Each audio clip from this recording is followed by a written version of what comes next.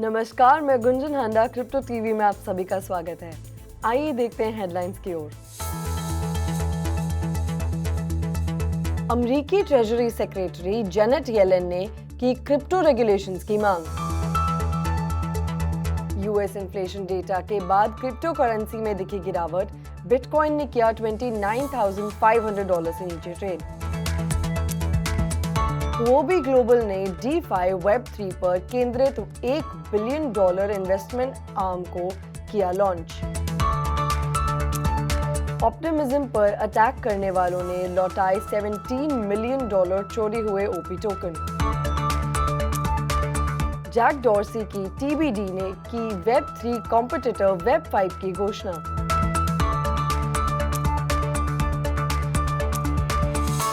ब्लॉकवेयर report के मुताबिक 2030 तक 10% तक पहुंच जाएगा global bitcoin adoption rate. MoneyGram ने स्टेलर ब्लॉकचेन पर शुरू की crypto to cash service. Seth Green ने चोरी हुए बोर्ड एप को वापस पाने के लिए पे किए लगभग $300,000।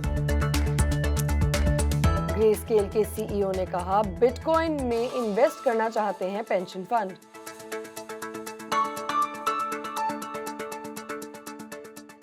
आइए देखते हैं खबरें विस्तार से।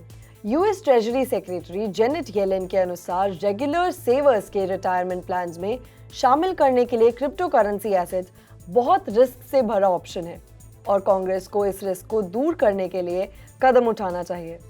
येलेन ने फिडेलिटी इन्वेस्टमेंट्स की हालिया घोषणा के बारे में एक सवाल का जवाब में ये कहा है कि इसमें वर्कप्लेस रिटायरमेंट प्लान्स में क्रिप्टो करेंसी ऑप्शन शामिल होंगे जो इसकी देख रेख करते हैं।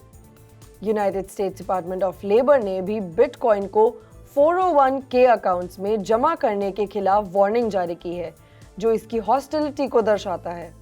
ट्रेजरी सेक्रेटरी इसे कांग्रेस के लिए ये कंट्रोल करने के लिए रीजनेबल मानते हैं कि कौन सा assets tax favoured retirement vehicles में शामिल की जानी चाहिए, जैसे 401k प्लान्स।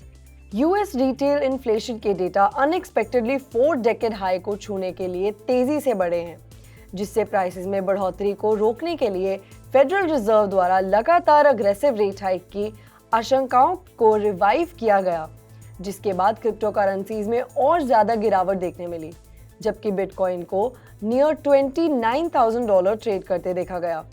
ऐसे में यूएस स्टॉक्स द्वारा कई महीनों में अपना सबसे खराब वीक पोस्ट करने के साथ डाउ जोन्स इंडस्ट्रियल एवरेज में 2.73% की गिरावट देखी गई।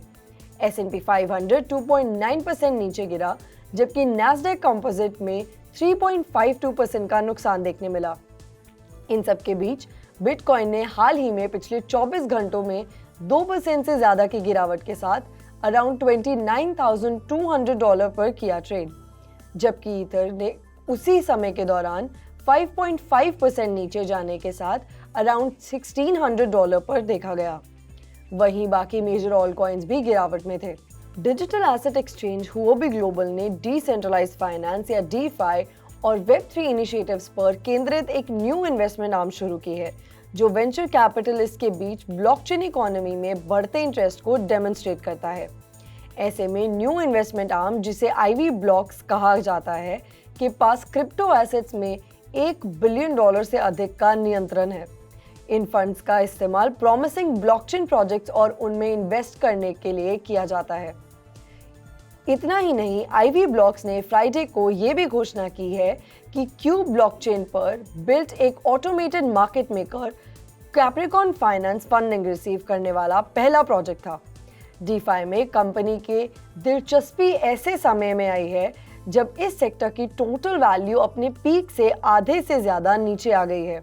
DeFi बिजनेस हाल के समय में टोटल वैल्यू लॉग.tvl में अपने अबाउट $133 बिलियन का है। दिसंबर 2021 में DeFi TVL $316 बिलियन के हाई लेवल पर पहुंच गया था। हाल ही में 20 मिलियन ऑप्टिमिज्म OP टोकन्स की चोरी के पीछे अटैकर ने फ्राइडे को उसमें से 17 मिलियन को रिटर्न कर दिया है। 17 ट्रांजैक्शंस के दौरान इथेरियम रोलर प्रोवाइडर ने ऑप्टिमिज्म से संबंधित एक एड्रेस पर फंड्स रिटर्न कर दिया था। प्रीवियसली अटैकर ने 1 मिलियन OP को कैश किया था और इथेरियम के को-फाउंडर विटालिक ब्यूटेरिन को एडिशनल 1 मिलियन भेजे थे, जो अब ऑप्टिमिज्म के अनुसार फंड्स रिटर्न करने पर काम कर रहे हैं। अब तक $900,000 के 1 मिलियन टोकन अटैकर के वॉलेट में मौजूद हैं। इन सब के बीच ऑप्टिमिज्म के एक ट्वीट के अनुसार अटैकर द्वारा बाउंटी के रूप में 2 मिलियन टोकन रखे गए हैं। जैक डॉर्सी की ब्लॉक सब्सिडरी TBD ने बिटकॉइन के अराउंड सेंटर्ड एक न्यू डिसेंट्रलाइज्ड वेब बनाने की योजना की घोषणा की है। ये नया प्रोजेक्ट, जिसे वेब 5 कहा जाता है, को नवंबर 2021 में ट्विटर के CEO के पद को छोड़ने के बाद से डॉर्सी द्वारा पीछा किए जाने वाले लेटेस्ट बिटकॉइन सेंट्रिक एंडेवर को रिप्रेजेंट करता है। वेब 5 की कल्पना एक आइडेंटिटी बेस्ड सिस्टम के रूप में की जा रही है, जो सिर्फ एक ब्लॉकचेन बिटकॉइन का इस्तेमाल करती है।